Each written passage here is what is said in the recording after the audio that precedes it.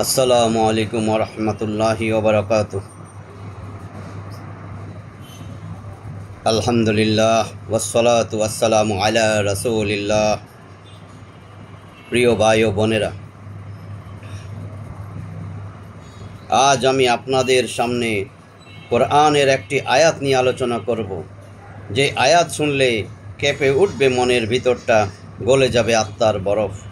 এমন একটা প্রশ্ন আল্লাহ নিজেই কিন্তু আমাদেরকে করেছেন, যে প্রশ্ন এড়িয়ে যাওয়া যায় না। এই প্রশ্ন বিশ্ববিদ্যালয়ের ছাত্রছাত্রীকে যেমন ঝাঁকুনি দেয়, ঠিক তেমনি রাজনীতির মঞ্চে দাঁড়ানো নেতার অন্তরেও কম্পন ধরিয়ে দেয়। চলুন আসুন শুনি সেই আয়াতটা। পবিত্র কোরআনের 57 নম্বর সূরা, সূরা আল হাদীদ, যার বাংলা অর্থ লোহা। এই সূরাটারই 16 নম্বর আয়াত। আল্লাহ কি বলছেন শুনুন। আউযু বিল্লাহি মিনাশ শাইতানির রাজীম। বিসমিল্লাহির রহমানির রহিম। আলাম ইয়ানি লিল্লাযীনা আমানু আন তাখশা কুলুবুহুম লিযিকরিল্লাহ ওয়া মা নাযালা মিনাল হক ওয়া লা ইয়াকুনু কাল্লাযীনা উতুল কিতাবা মিন ক্বাবলু ফাতালা আলাইহিমুল আমাদু ফাকাসাদ কুলুবুহুম ওয়া কাসীরুম মিনহুম ফাসিকুন। সহজ সরল অনুবাদটা শুনুন। মুমিনদের জন্য কি এখনো সেই সময় আসেনি, যে সময় তাদের হৃদয় ভীত ও নরম হবে আল্লাহর স্মরণে, ও যেই সত্য নাজিল হয়েছে তার দ্বারা? তারা যেন তাদের মতো না হয়, যাদের পূর্বে কিতাব দেওয়া হয়েছিল, অতঃপর দীর্ঘ সময় কেটে গেল এবং তাদের হৃদয় কঠিন হয়ে গেল, আর তাদের অধিকাংশই ছিল পাপাচারী। দেখেন, এখানে আল্লাহ প্রথম শুরুতেই বলছেন, আলাম ইয়ানি লিল্লাযীনা আমানু, ঈমানদারদের কি এখনো সময় আসে নাই? আন তাখশা কুলুবুহুম লিযিকরিল্লাহ ওয়া মা নাযালা মিনাল হক, যে সত্য নাজিল করেছি এবং আমি আল্লাহর স্মরণে, তাদের অন্তর কি একটু নরম হয় না, ভীত সন্ত্রস্ত হয় না? তাদের অন্তরে কি কাঁপন ধরে না? হৃদয়ের উপর কিন্তু এটা একটা সরাসরি আঘাত। প্রশ্নটি কিন্তু খুবই ব্যক্তিগত। এখনও কি সময় আসেনি তোমার জন্য? তুমি তো নামাজ পড়ো, তুমি তো মুমিন বলে দাবি করো, তবে আল্লাহর কথা শুনে এখনও কেন তোমার হৃদয় কাঁদে না? কেন কেন এতটা কঠিন তোমার হৃদয়? এত কাঠিন্য কেন তোমার হৃদয়ে জমে গেছে? তোমার অন্তর কি এতটাই শক্ত যে তুমি শোনো, বুঝো, কিন্তু তবুও তোমার হৃদয় নড়ে ওঠে না? ও আমার বিশ্ববিদ্যালয়ের ছাত্রছাত্রী ভাইয়েরা, তোমাদের উদ্দেশ্যে এই প্রশ্ন শুধু কিন্তু মাদ্রাসার ছাত্রদের জন্য নয়। এই প্রশ্নটি বিশ্ববিদ্যালয়ের ছাত্রছাত্রীদের জন্য, যারা আধুনিক শিক্ষা নিচ্ছে কিন্তু কোরআনের আলোকে নিজেদের জীবন সাজায় না। তারা বলে সময় নাই, পরে কোরআন পড়ব।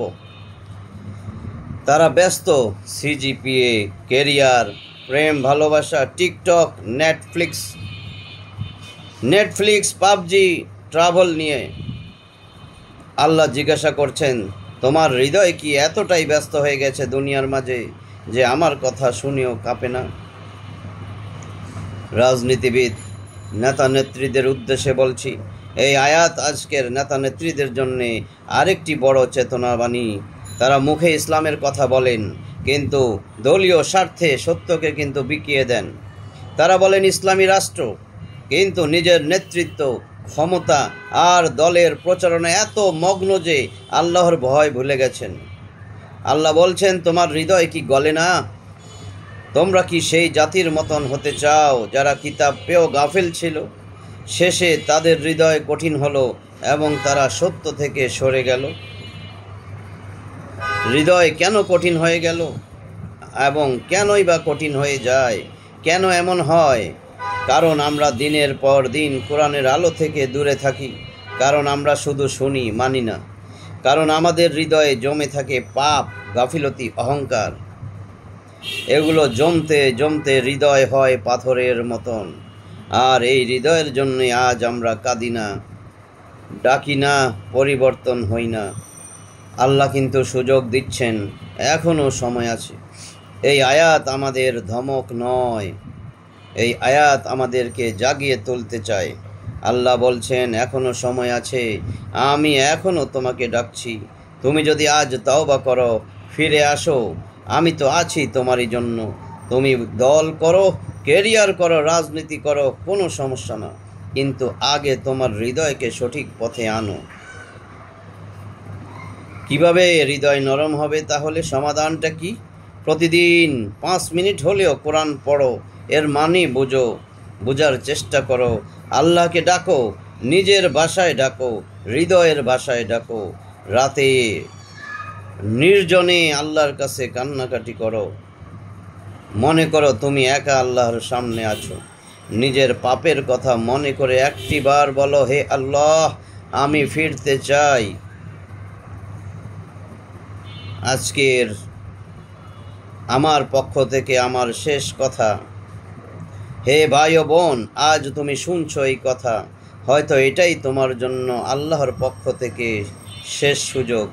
তাই বলছি, এখনও কি সময় আসেনি? তুমি নিজেই উত্তর দাও, হ্যাঁ, সময় এসেছে। এখনই সময় হৃদয়কে কাঁদানোর, পরিবর্তনের।